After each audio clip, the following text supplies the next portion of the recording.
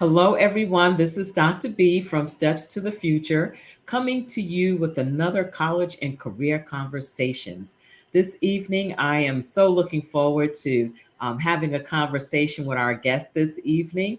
It's someone that I've known for a while since I've been in Fayetteville, but between COVID and people working and being busy, we really haven't gotten a chance to meet up or see each other lately. So, with that being said, let me bring her on the screen and then I'm going to read a short introduction. Well, actually, before I do that, let me just do my little intro here so that you know that we will be back with you soon.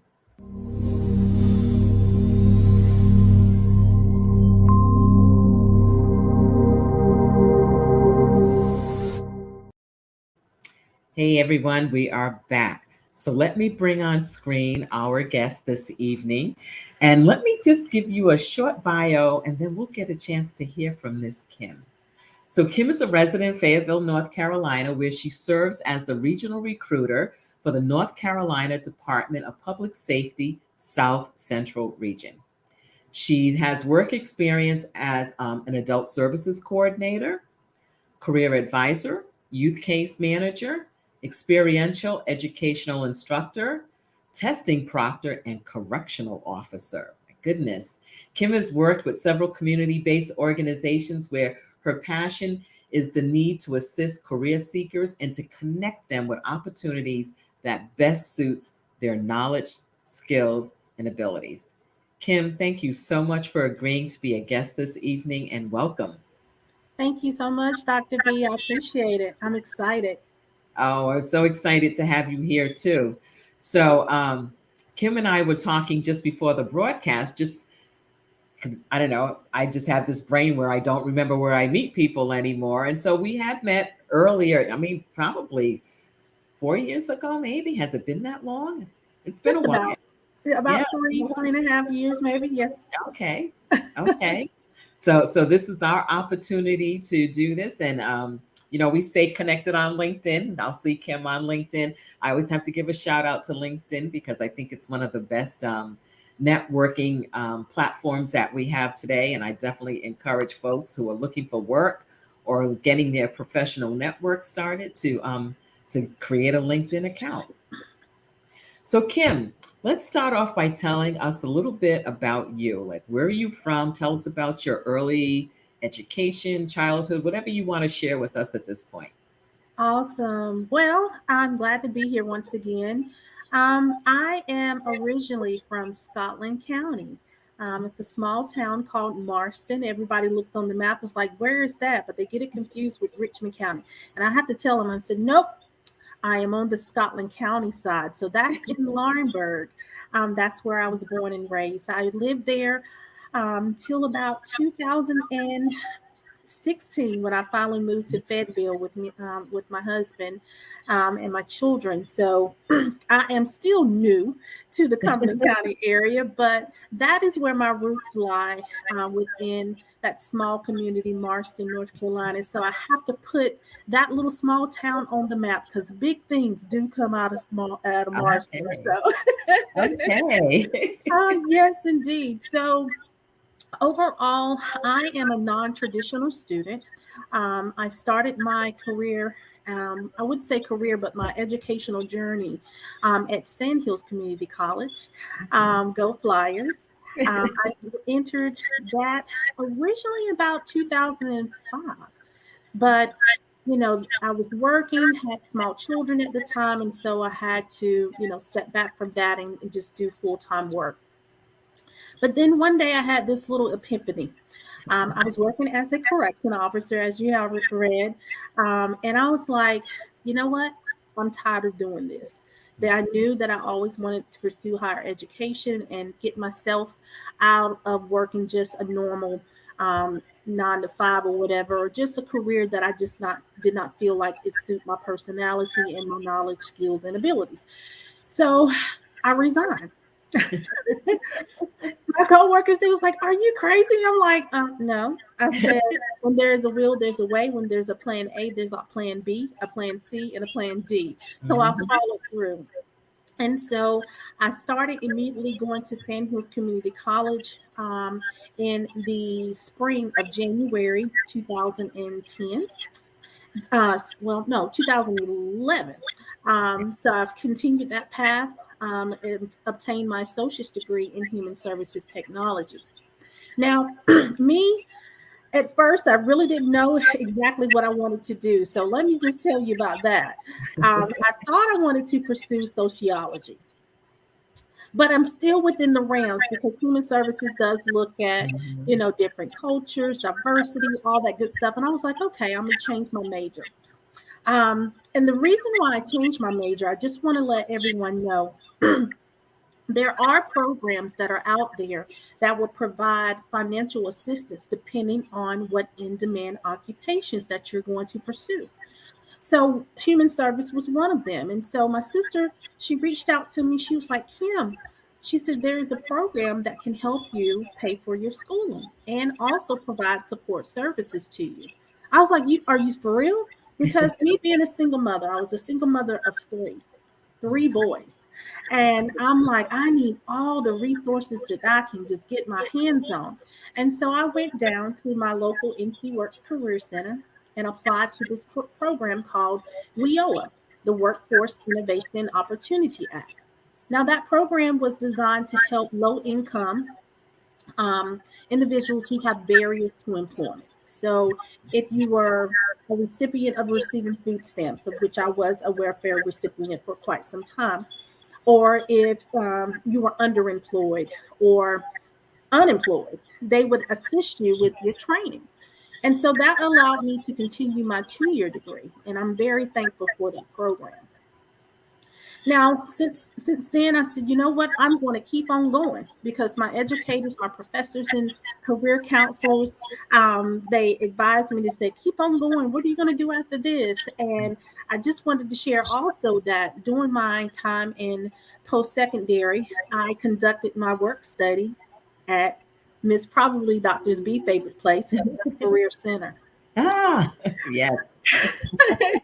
I started a work study in career services at Sandhills Community College, and my mentor, Ms. Gwendolyn Russell, I have to pay homage to who I have to, who got me on my way. And I worked in that department for a semester or two, actually 2 semesters, and I fell in love with it.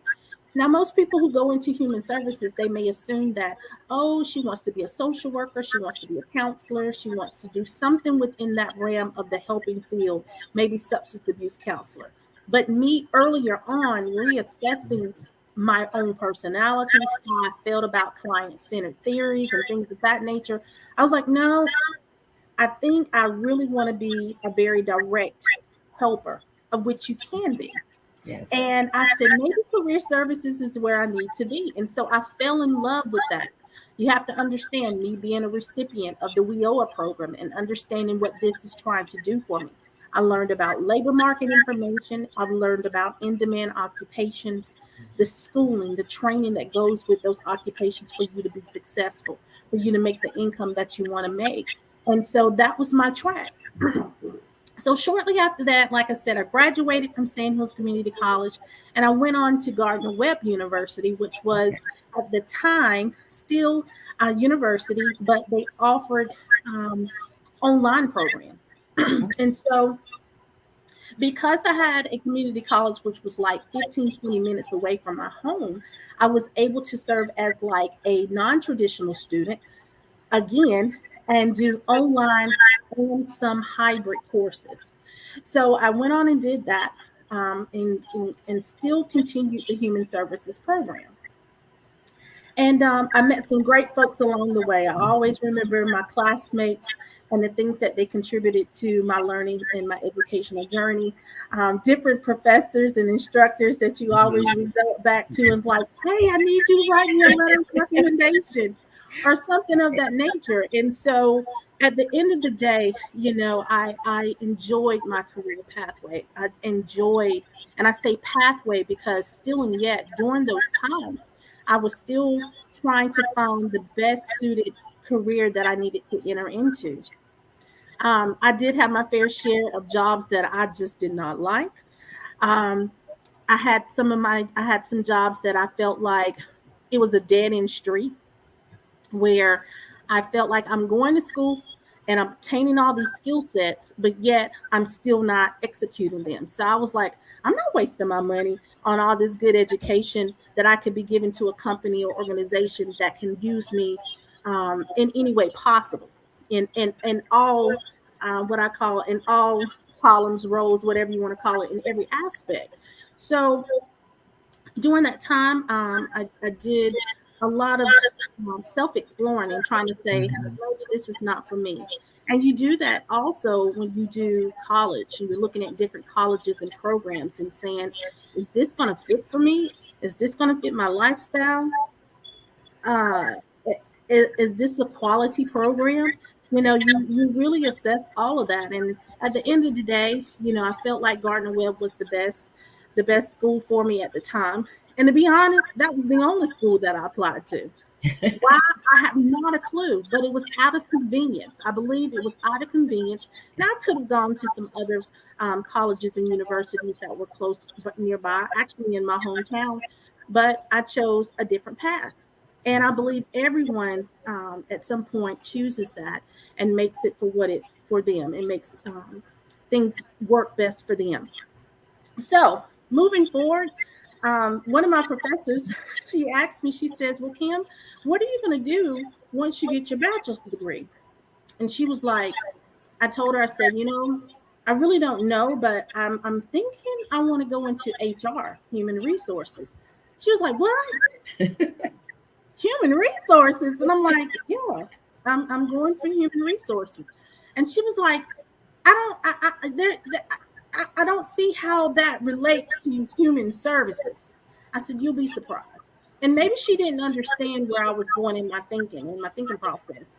But isn't HR some form of helping when it comes to Mhm. professional development, when it comes to benefits, when it comes to compensation, when it comes to um, uh, SWOT analysis? All of that stuff is still human services. You're assessing the situation, finding out how leaders Mhm. perform better in certain tasks. I was like, I think she didn't get it, but I got it.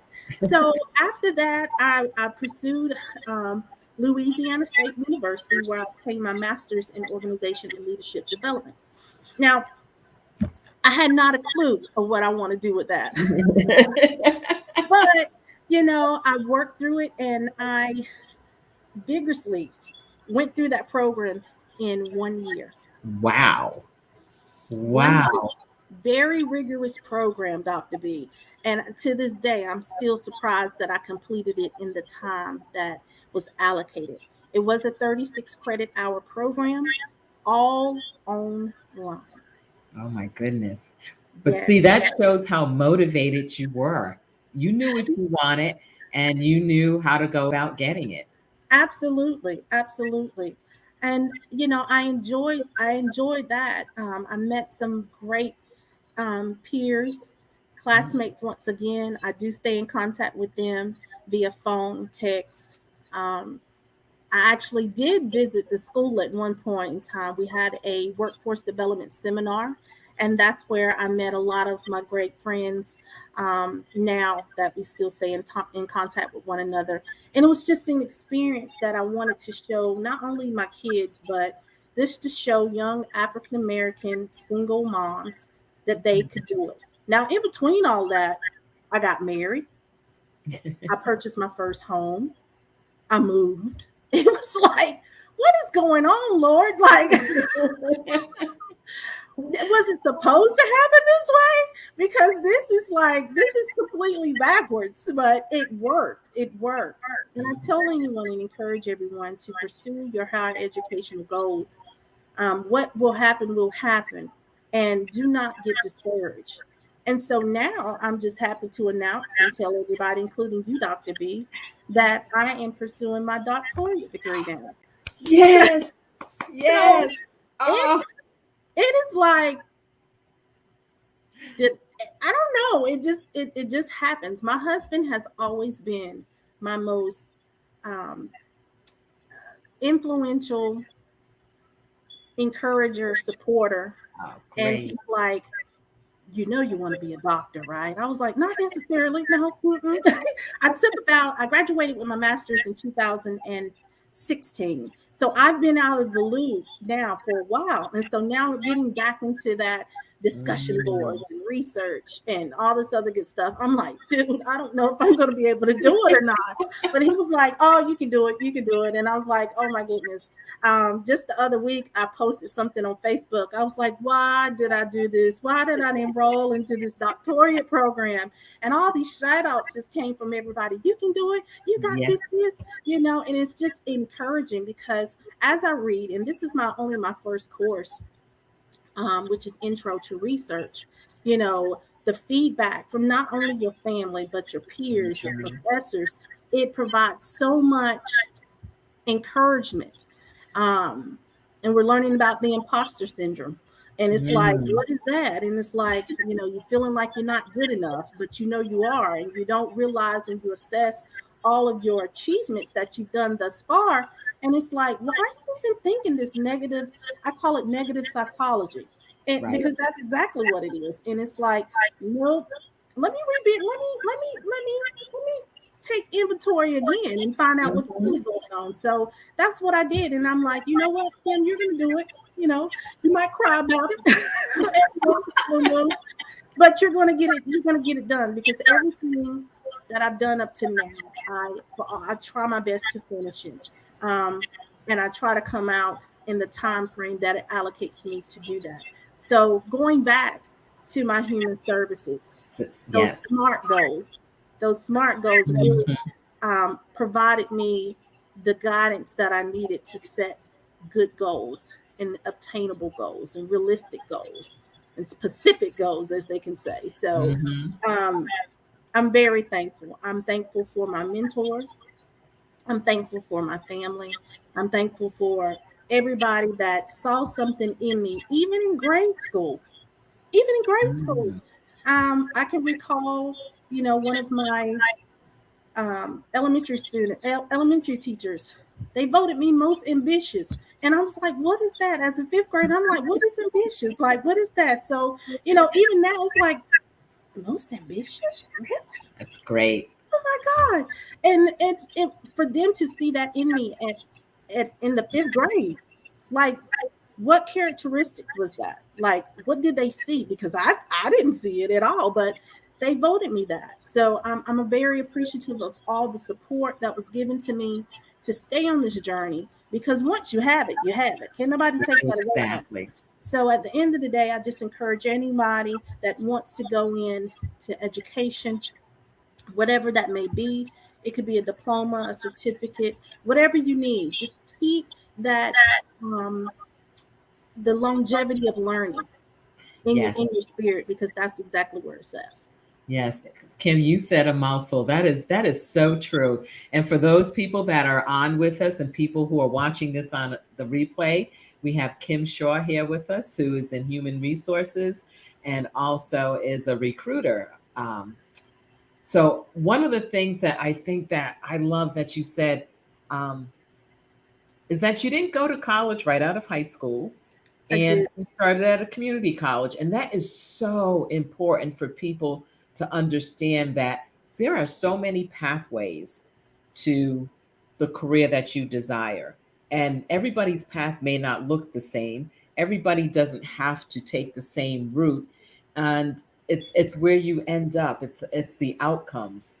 And I love it that, like you said, you're a non-traditional student. If people are paying attention to the research that's out there, colleges and universities are going to have to step up their game for how they assist non-traditional students, because as the population of 16 to 18-year-olds who are the traditional college going age, as that starts declining in certain parts of the United States, like the Northeast, West Coast, colleges are going to have to pay more attention to non-traditional students because that's going to be their population. So you giving us testimony about how you did it is great. And it's important for people to hear that, because so many students sometimes say, well, I don't know if I want to go right away, but my parents want me to go. And then they end up going and they waste money and they waste time because it's not what was meant for them at that time. College will always be there. I mean, I'm a big proponent of education. For me, it was the way to go. It's not the path for everyone. So you have to figure out what that is. And the fact that you're now going to get your doctorate. Go on. I can't wait to call you Dr. Kim. We'll say, hey, Dr. Kim, how you doing today? Oh, I guess I'm so infatuated, Dr. B, with the tam, the velvet tam, and the velvet robe. I am infatuated with that look. I don't know what it is, but um, it's just it's an infatuation and it's a goal of mine. I always thought maybe I wanted to be a nurse or something or a lawyer, but Right. no, I think I'm on the track. I'm on the career pathway where I need to be, and I try to be mentors, a mentor to young folks, even adults. Adults Mhm. reach out to me, and it was like, "Oh my God, Kim, I don't know what I want to do. You just have so much insight." And I try to share as much information as I can. Sometimes I think I share too much, but that's just me. And I've always been a helper, always been one to see the good things, and have positive regard for everyone, and letting them know that this too shall pass. Mhm. Your goals are reachable and they are obtainable, and so I'm very appreciative to have those skills um, in me to probably work with anyone. So um, it's just a blessing. It really is. It really is. So in your current position, what type of um, activities or what have you do you do in your job to assist people? What, Right what, now, what does your day look like? the day in the life of a regional recruiter for Ugh. state government. So my primary responsibilities is to match um, career seekers to open positions with the state agency that I work for, the North Carolina Department of Public Safety. And as a recruiter, I review resumes sometimes. I assist with the application process, provide guidance on how they could tweak. I don't, and I say tweak, I will maybe improve their Mhm. application and the things that they are inserting in their application to be deemed as most qualified. Because we are a merit-based hiring agency, so we always are going to look at the most qualified folks. I do anywhere between 10 events a month, Ooh. whether they are in person or virtual. I provide one on one guidance to career seekers who come to my office and want to kind of see things up close and personal, and me have a visual aid to look at. Um, I do a lot of initiative campaigns. I work with my communications team as well as my other colleagues to kind of look at my region and see how we can hold hiring events or virtual events to kind of entice folks to come on to state government. It's a wonderful opportunity because I'm using a different array of skills and abilities and networking associations. It is ridiculous of how many people that I probably know that I have reached out in my past Mm. life or past work experience. For example, I reach out to the workforce development boards um, to see what is in demand, what can we hold in the region, letting them know what our business needs are and our hiring needs are. Reaching back to the NC Works Career Centers where I do a lot of my recruitment at. Finding out what the labor market is, looking at compensation and classifications and all of that good stuff. We play a lot. We do it. I'm like an octopus. I have multiple and everything. But it is a very exciting job. And right now, we are working mostly remotely because of COVID Mm. 19 and the restrictions with that. So, of course, we follow those guidelines and making sure that we're keeping ourselves safe as well as the public. Right. So, not so much in person events right now. Um, it's just an exciting job. It really is. And I don't want to say job because it is a career. Um, Exciting career that fits my personality, fits my lifestyle, fits the passions that I have to help others. Because once someone gets a career or quote unquote a job, do you know how impactful that is to their lives? Like it is like everything. You're feeding their families, you're putting clothes on their back, a roof over their head. And so once somebody locks that in, it's like, I got the job. It's like I get goosebumps still when people say, Miss Cam, I got the job. And I'm like, yes, I know how impactful it is for them and the things that they can change in their life. So I feel like I'm a winner. You know, I'm that person who provided that guidance for them and, assisted them in making the right decision and filtering that place for them. So at the end of the day, I'm a game changer. I'm a Yes, change you agent. are. So yeah, it's Yes, you wonderful. are. It's so obvious that you have a servant's heart, that you're out there looking to help people. It just exudes from you. So we can see that, through the screen, that Well, you're thank you. definitely a helper. I think I always think of one of my favorite lines from, when my kids were young and they used to watch Mr. Rogers, and he would always say, "Go find the helper, go to the helper." Oh, And I just think of that. I see you as that helper that is out there, um, making sure that people have a different trajectory in their life. And when you said, well, I probably give away too much information, those people would not feel that way, because the information that you're giving them is allowing them to move forward and to have a better life. And that's what we're all here for, is to help each other so that we can all move forward. Because a rising tide, lifts all boats.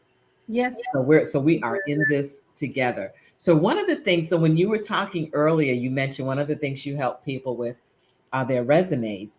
And I find that people struggle so much with writing resumes. So what type of advice would you give to people about writing resumes, and what changes have you seen in resume writing?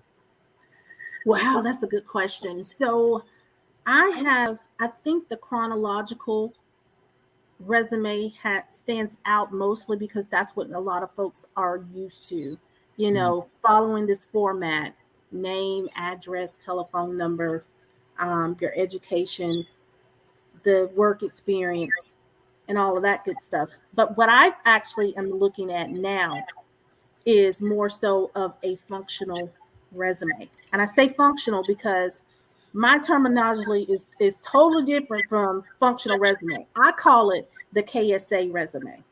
That's my tweak on okay. it. Okay. The KSA resume, your knowledge, your skills, and your abilities.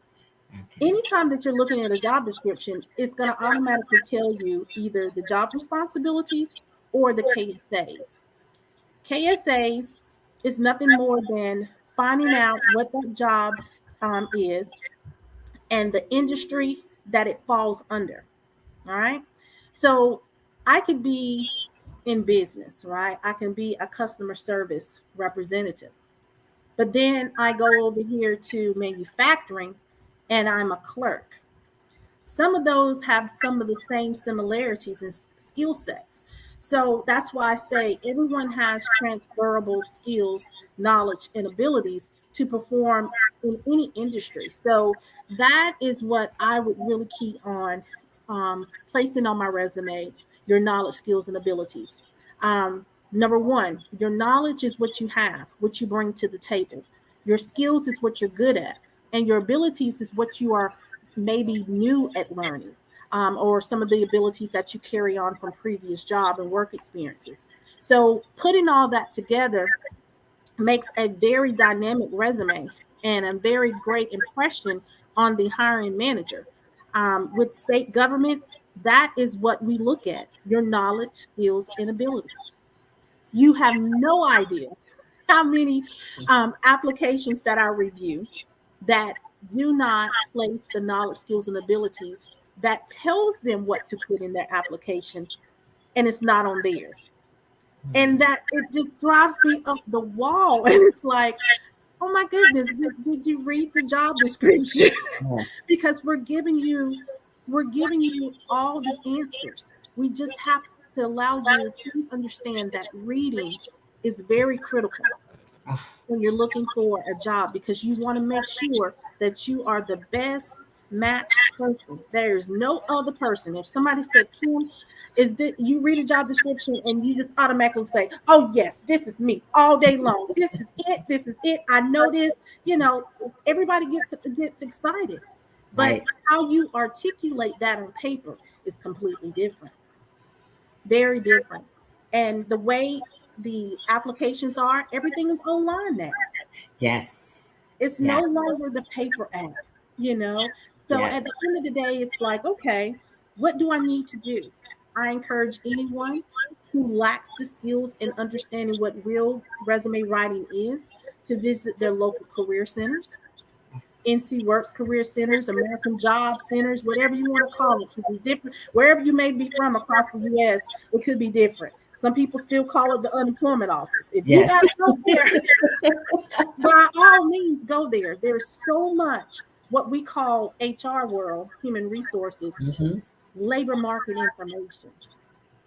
It, Yes. it, it is really amazing how folks still do not understand what labor market information is.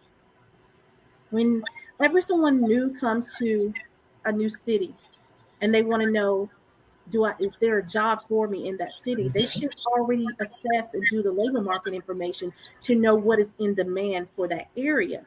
So going to your local NC Works career centers will allow you and give you those skills that you need to find out where the jobs are, what skills are needed, what is in demand for that area.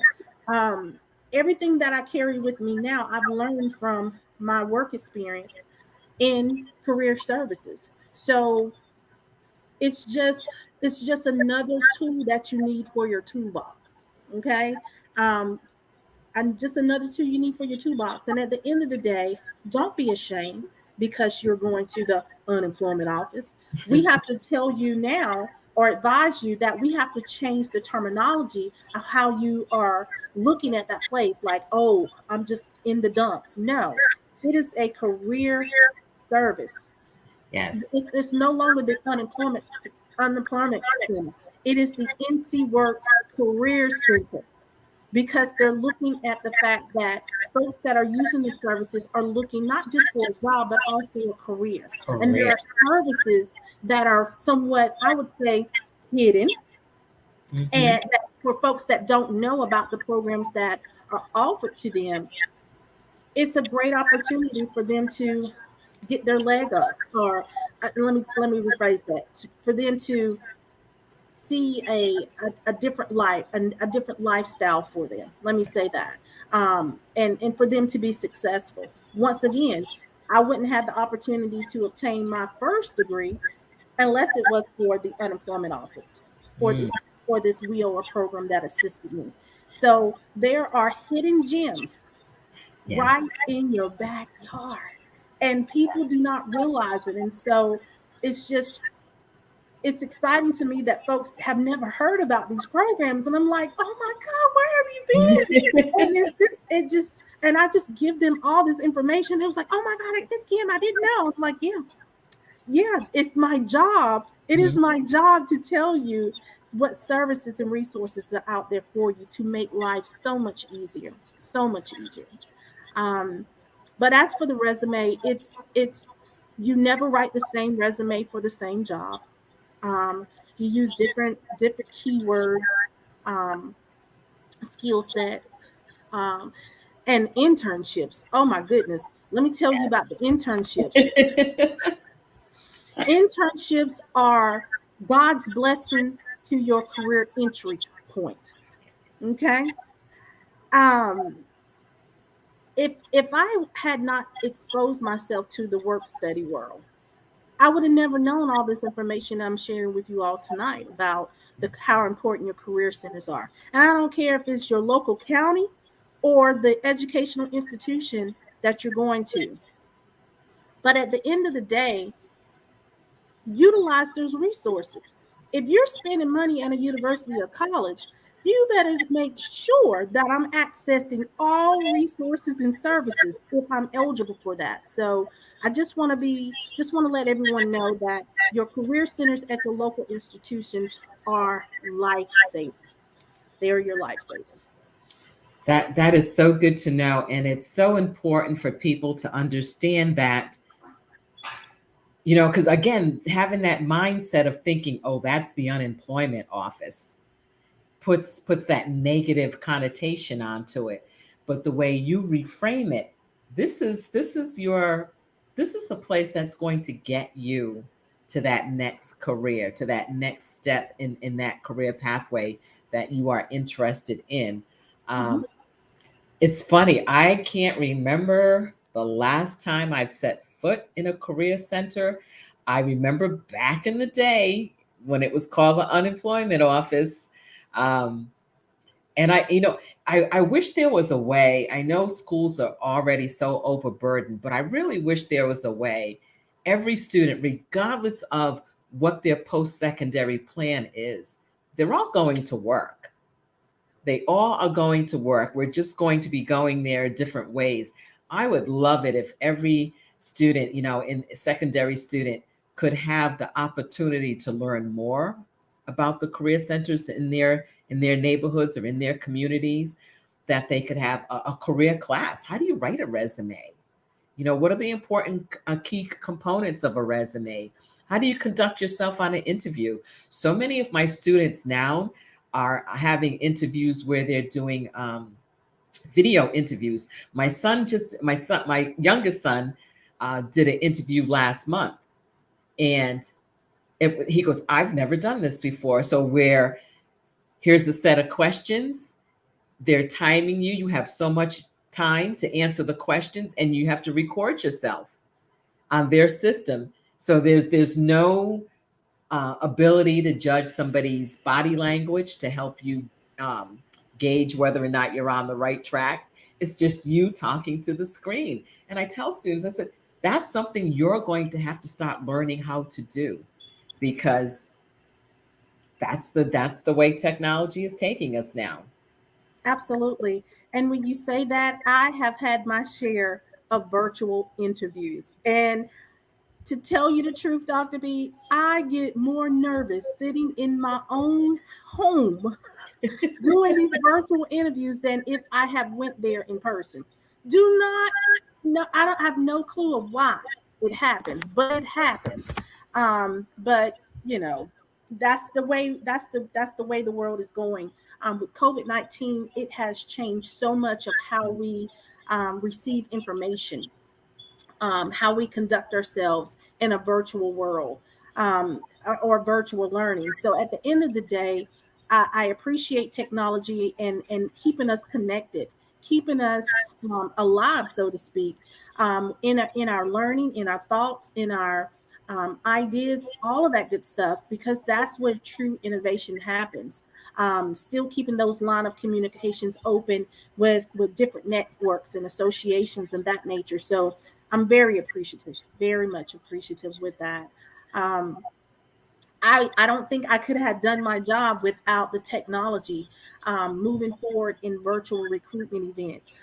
We saw that 2 years ago, and everybody was surprised at how everybody had to turn to that method of educating our audience. And it was really remarkable. You looked at some of the challenges that came with it and everything of that nature. And, a lot of technical difficulties came around and we had to work that out. But it was really interesting in how we did not lose sight of what our mission and our goals were at our certain jobs. And so that is what really was interesting to me, to know that, wow, this we can work from home. Like, I never thought in a million years I'll be working remotely, but it happened. And I don't know if I like it or don't. All I know is I am not staying in this house every single day. So I do have days when I'm working in the field, Right. working within our communities, going to colleges and universities, providing them guidance, whether it's a classroom participation, or um, talking to, just visiting the career center or setting up shop in the cafeteria. Mhm. We still do those things. So I'm just elated to still be able to get out in the community and do what I do best. Oh, and I'm sure that everyone that is a recipient of those services are feeling blessed because we're in a crazy time right now. I was listening to the news earlier today, and they were talking about the Great Resignation, which is so much a part of the conversation, and they actually said that North Carolina is ninth on the list for the number of jobs where people have left their work. I didn't know that. I didn't realize we were that high up on the list.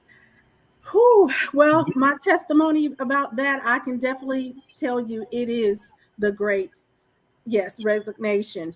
Um, and funny you say that. I have a webinar, a virtual recruitment affair about boomerang employees. Oh, And the term boomerang comes from, it's an HR term that for people that have left their previous employment and they are pursuing coming back, then that is where you captivate them and say, hey, why did you leave? So maybe this is another opportunity, because in every organization there's different leadership that changes with possible election right. times, all of that good stuff, and moving in a new direction under a different leadership, all that good stuff. And so maybe that's why they left in the first place. Maybe it was the money, the compensation that came with it. So at the end of the day, it's like, okay, let's revisit this. Let's find out Mhm. why you left. Because even as a regional recruiter, I'm always very open to receiving feedback, because my communications team needs that. My supervisor needs that on why we can't fill these particular vacancies that we have in the area. And we definitely need to get North Carolina out of the top 10 Mhm. for being the number one state to resign. So I have to be that change agent, as I said earlier, to make and find out how can we alleviate that problem and allow more folks to come back and not resign so quickly. But you have to think about it. The generational cohorts that we have, maybe most of them are millennials. Maybe most of them are the baby boomers, which is expected because this is their time to resign. But we still have to make sure that the missions, the goals, and the duties of each employer, whether they are subordinates or in their upper management, we have to make sure that we respect them. We have to make sure that they have a voice. We're Mhm. providing positive feedback. All of those things are accounted for whenever you're trying to make sure that you stay relevant. So definitely, I have to continue asking individuals about the feedback so I can be the change agent for state government. Yeah, that is so true. We actually have a comment from one of our viewers, Deb Franklin. And Deb, said prior to the pandemic, North Carolinians had a few jobs. Everybody was, had their main job, but then their side hustles. So she said she'd be interested in knowing if salaries increased just enough for employees to drop one of those jobs. Well, I can definitely share that the North Carolina Department of Public Safety, particularly, and I'm just going to speak on this because that's who I represent. Um, we have looked at a step pay program for our correctional officers. So depending on how many years that they actually serve, they can their step pay definitely has increased. That also goes for our probation parole officers. Their salaries has significantly Mhm. increased. Right now, a probation parole officer coming in can make about 40,000. Now, some people may look at that and it's like, oh my God, that's no money. It is for somebody who's just coming out of college that does not have any work experience whatsoever. So, but, after 6 years, you're at that top level of pay. So, a 6-year veteran of a probation parole officer is coming at a little under 59,000 Okay. after 6 years of employment. For correction officers, it's about 48,000, depending on what custody level that they're in. So we definitely, I do thank Governor Cooper for looking at our department and understanding that this is one way that we can, um, you know, deflect the great resignation. Reason. This is a retention. It is a retention um, idea that was thrown out there, and definitely it is definitely working. And we're seeing an uptick in applications coming in. So that is it's just very really awesome right now. As a recruiter, it's just like, oh my gosh, we don't have any applications, but but since some of the benefits have subsided and things of that nature, Mhm. folks now, this is really the time of year where folks are looking for different careers and jobs to go back into. So between January, I do see in the first quarter, maybe the second quarter as well of the year, that we're Mhm. going to see a rise in folks going back and reporting back to work. Okay, I hope so because, um, first of all, I'm all about people, working anyway, but part of it is the work that you do is going to help people get back to that space and find those type of jobs that, I really believe people have to do their heart's work. It's one thing when we're working, when you're working, because you do have to put food on the table, Mhm. but to have the privilege of doing work that moves you and that feeds your soul, in addition to helping other people, is hopefully what will come out of all of this. And because there's so many, when you read the research, there's so much speculation out there about why people are leaving their jobs. um, and we can only hope that we find the answers and that we can help people get back to where they want to be. And Absolutely. that there are careers that are available to them, that the training is available, that the path is made clear to them so that they can go from point A to point B to point C without a lot of struggle. I mean, you've got to work hard, but it shouldn't be so that there's so many barriers in place. Absolutely. Absolutely. And that's why I advise everyone to take heed to the resources and services that they have, maybe that they maybe heard about, but really didn't do a Mm. full investigation on to get a full understanding of it. One thing that I want to note, you made me reflect on one of my great um, sayings. The things you are passionate about are not random, they are your calling. And so that is a quote by Fabian Fredrickson that I live by. I actually have that underneath all of my email signature, because I'm very passionate about certain things. And so, they are my calling. So everything that, like, tonight has just been a wonderful experience for me to share my knowledge, to build my network with my fellow colleagues soon to be, and just reaching out to folks that just need that extra step to their future. Right. The Yeah, extra. and I just think it's so important that young people see people that look like us because representation matters. I always go back to thinking about, I knew from a young age I was going to be an educator, but it wasn't until I was in the seventh grade that I saw a teacher that had skin that looked like mine. And it was like, wow, okay. And that just validated so much for me. And that's one of the reasons I'm thrilled that I have you on here as a guest, because people get to see, because representation matters, but then Yes, people also get to see that, okay, community college is a viable pathway to what I absolutely. want to do. And I also, if I don't go to college right out of high school, I'm going to survive. I'll be okay because there are resources out there like the ones you provide, to help people. But it's getting the information out there. It's how do we make sure that the information is getting to the people as they need it or before they need it, rather than waiting until they're feeling like they're between a rock and a hard place. Oh wow. Mhm. Um, like I said, the youth. You're speaking of youth, so it really starts at home. Um, I have read so many different articles about the mom and the daughter going to school together and graduating together. And it just blows my mind. And I'm like, this is so exciting that they can both learn and build together. and finding a new life for themselves. So Mhm. it really starts at home. It starts with your mentors. It starts with your civic organizations, churches, just the community gatherings, just to put that one little thing in your 2 cents in the jar. That's what I call it. Put your 2 cents in the jar. And I'm pretty sure someone is going to think about it and reflect on it and was like, you know what? She really did make some sense when she said such and such and such.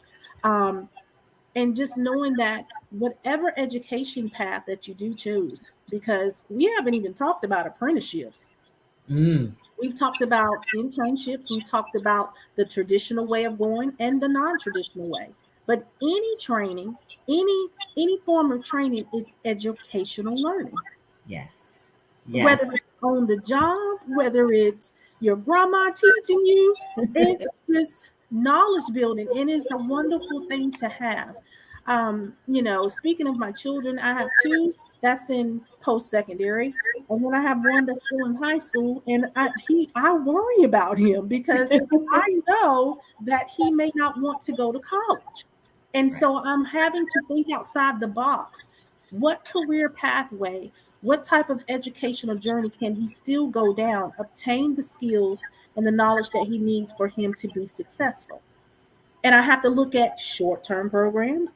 I have to look at Mhm. long-term programs. It just depends on what that person has, the drive, the patience, because it takes a lot of patience to be in post-secondary. Like you learn Yes. all these time management skills, and it's like, Jesus, why?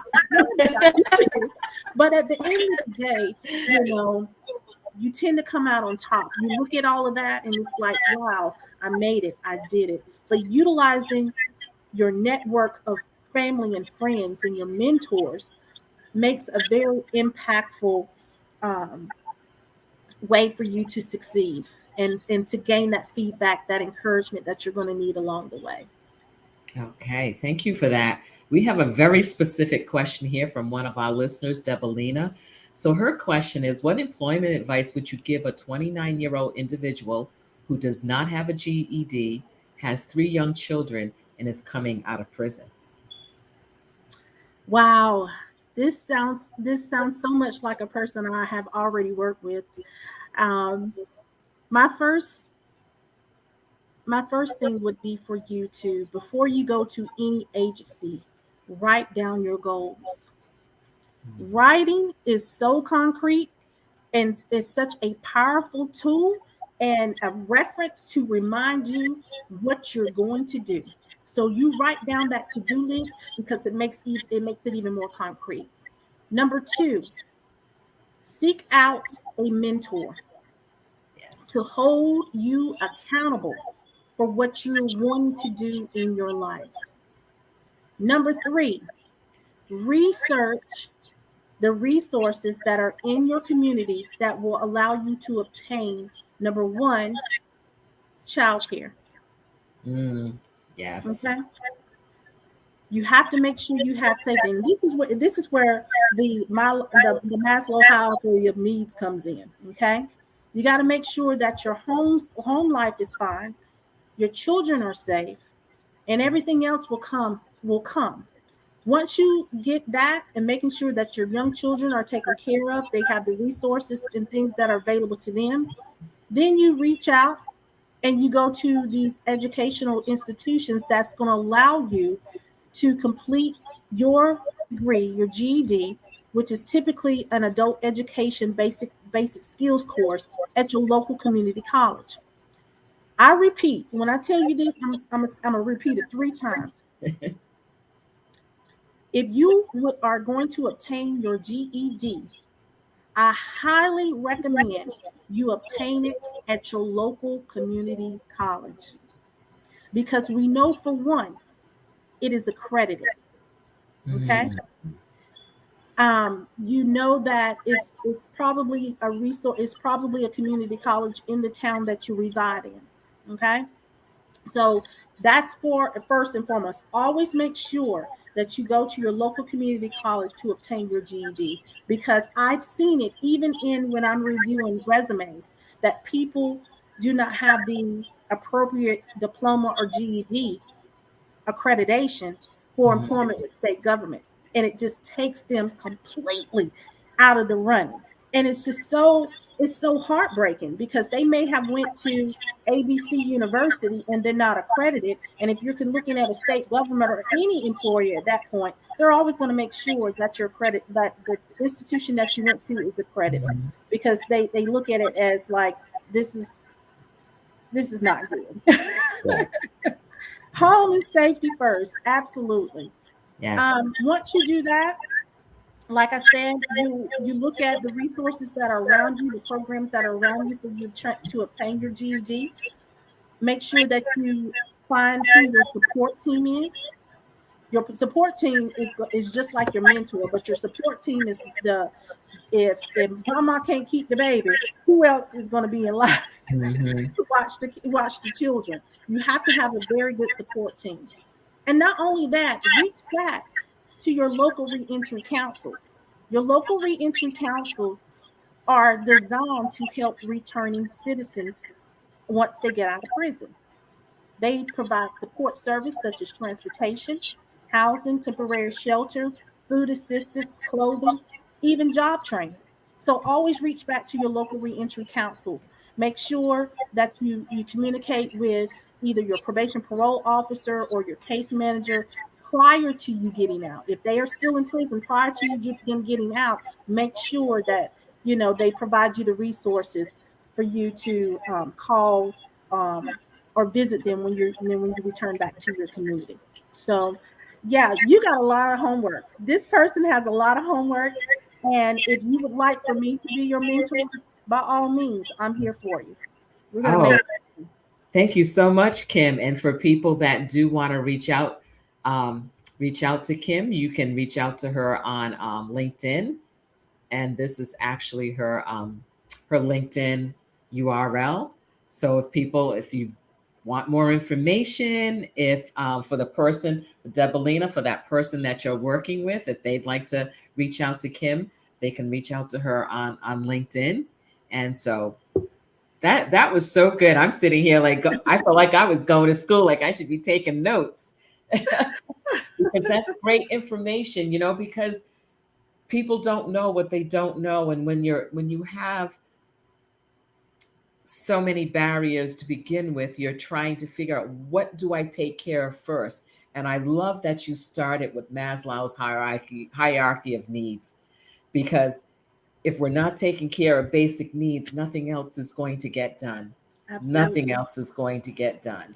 So thank you so much for that advice. I really, really appreciated that. And I'm sure that our audience members did too. Ashley Debelina said, thank you so much. And she appreciates your offer to help. So that is fantastic. You're I absolutely welcome. really appreciate that. So, one of the things I always like to do is to ask my guests, what book would they recommend to people? Wow. Well, I'm always reading scholarly articles right now. So my novels and my books are very limited right now, but I can recall one that I read. It's been several years ago. It's called Survival Mode, and it's by Jonathan Edison, I Listen, yep, I have believe. it there. I looked it up. Yeah, this book. I met this young man at a conference, a youth conference, that was a motivational speaker. Okay. He had a 1.9 GPA Mm. whenever he was in school. This is high school. And never in a million years did he think that he was going to go to college. So he eventually went back to college. And I think he lived with his, based off my recollection, he lived with his grandmother. Grandmother passed, something along that lines. But it is a very good book about adversity, resiliency, and dreams. Mm. And he is an African American male, and now he is a motivational speaker. Wow. And that's what he always, I believe that's what he always wanted to do. And so it talks about networking, it talks about goal setting, it talks about the survival. of the Fittest. And Ooh. I love the fact that he named it this book survival mode, because it will tell it within the theme of it. It is nothing but survival of the fittest, and how the survival of the fittest has to adapt to his or her surroundings. But keep in mind that, as they can say, you can't see the trees. What is it about the forest? You You can't see the can't forest see the forest for the trees. through the, yes. Yeah. And so he has his eye on the prize, and I'm just so happy for him. Whenever he was telling me about this book, I was like, I gotta buy it. I gotta buy it. So I read it in like maybe one seating, and it's a very remarkable book for our young Black males, minority males, to show them that dreams do come true. Networking is the key to your success. Um, and just survival, just understanding what survival is and what mode you need to always be in as well. So I do recommend this book. I really do. Oh, that is so good. I'm sitting here thinking, oh my goodness, there's another book that's going to be on the shelf. My husband's going to ban me for bringing books in the house, so I have to kind of sneak them in every now and then. You're gonna have to So, go digital, Dr. B. Go digital. well, you know, I've done pretty good. I've started I had an Audible account and I said, oh my God, I'm building up all these credits. I've got to start using them. I said, and once those go away, I'm going to go back to audiobooks at the library. But in the last couple of weeks, I have listened to 2 full audiobooks. I am like Awesome. so proud of myself, but when I'm walking sometimes, or, doing, housework around the house, put on those headphones and have that going. So yes, I'm kind of enjoying that. So Kim, Awesome. with everything that you do and the way you take care of everyone else, what do you do to take care of you? Oh, what do I do? Y'all are gonna be amazed at this, but I ride motorcycles. I, I I'm always pushing the pushing the envelope a little bit. Like, okay, let me just explain to you about this motorcycle thing, this motorcycle thrill. Um, when I was younger, I went to what they called the Black Bike Rally in Myrtle Beach, South Carolina. Okay. And when I was a teenager, I absolutely fell in love with all this excitement, all these motorcyclists and enthusiasts. It was just like, this was my aha moment. So when I turned 40, I made it a goal of mine that I was going to get my motorcycle license endorsement. Now, mind you, I did not have a motorcycle at the time. I just wanted to have a motorcycle. And so I enrolled at the local community college here in Fayetteville Tech. And I took the course with 2 other colleagues of mine, but all of us were females, Black females at this. And we took the course. It was a weekend, and I loved it because it taught you the fundamentals of um, riding and knowing the safety precautions in operating a motorcycle. And so with that being said, that is my I guess you could call it my freedom to just let my hair down with little bit I do have on my head, to just take it all in and just kind of decompress a little bit. But I just love motorcycles. I'm part of a social club where we support the bicycle community, K9 Social Club. Um, I do so much. I'm part of working with the local nonprofit for reentry. So it's just so funny how one of the participants, the viewers, asked about that question about coming out of prison and things of that nature. It's like this segment has connected the dots to so many things that I do for my community. But and still the motorcycle um, and being part of that community, it is such a tight knit community and a very loving and warm community where they just care about you. They just care about you. Yeah. They love you for who you are, what you bring to the table, and just a wonderful experience. Speaking of that, the Canine Social Club, they're getting ready to do a lupus awareness um, motorcycle charity ride. So we're raising money for lupus awareness. That's going to be May the 14th. We also have another charity ride for our returning citizens with HHR Incorporated, which is a nonprofit that I work for. And so that is going to be the first week of June. So just a lot of good stuff coming full force, and I just love what I do. But those are the things that I do in my spare time.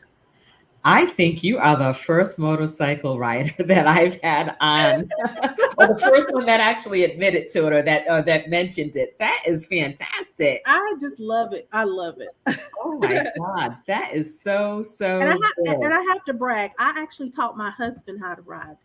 Ooh. Yeah. So those are my bragging rights. Okay. Kim, I want to thank you so much for this evening. This has been one of my favorite conversations. Your joy at what you do is so evident. And the fact that, you offer to help someone that, had a question about a person that they know this evening is fantastic. So I think you're going to be getting some hits on your LinkedIn profile. Well, I definitely appreciate it. I'm just building my community, and that's all we need. That's pretty much what we're here to build up our community and just help one another with every chance we can get. Thank you so much, Dr. B, for this opportunity. I will be reaching out to you because you don't know it yet, but you're serving as one of my mentors. Oh my goodness. Okay. That sounds so good. I am so proud of you because going back to school for a doctorate it's tough, especially when you have children, you're working full time. Because I did it I think I was 53 when I went back. Wow. And I kept saying, I want to get this terminal degree. And that was a degree that was just for me. It had nothing to do with the job. It was just something I always wanted to do for me. And I kept saying, well, I'll do it. I'm 35. Then it was when I was 40. Then I was 45. And then I was 50. And I'm like, oh, Lord, I'm probably never going to do this. And then as soon as I said that, an opportunity presented itself and I had to do it. And I am so glad that I did. I'm really glad that I did. But I'm like, whew, why didn't I do that when I was younger and had more stamina? But I'm still here, still hanging on, still learning every day. I mean, I just learned so much from you. So folks who are listening in, folks that are watching this on the replay, please make sure by the end of the week, I should have the show notes on here, because there was so much good information that Kim shared with us that I want to make sure that you have it, that you hear it on the audio, but that you also see it in writing. So I will be going back through this and writing up some show notes, and they'll be on the Facebook page and also on the YouTube channel. So those of you that get a chance, please go and subscribe to the YouTube channel. You can see all of the past conversations. And this is the URL. So please go on. I'm trying to get my numbers up on the YouTube channel, but my friend goes, well, you don't do a good job of promoting it. I said, yeah, I guess I don't. I just do it, and then it's out there, and that's what happens. But please, folks, share it with everyone. And again, Kim, I am just so thrilled that we finally connected here.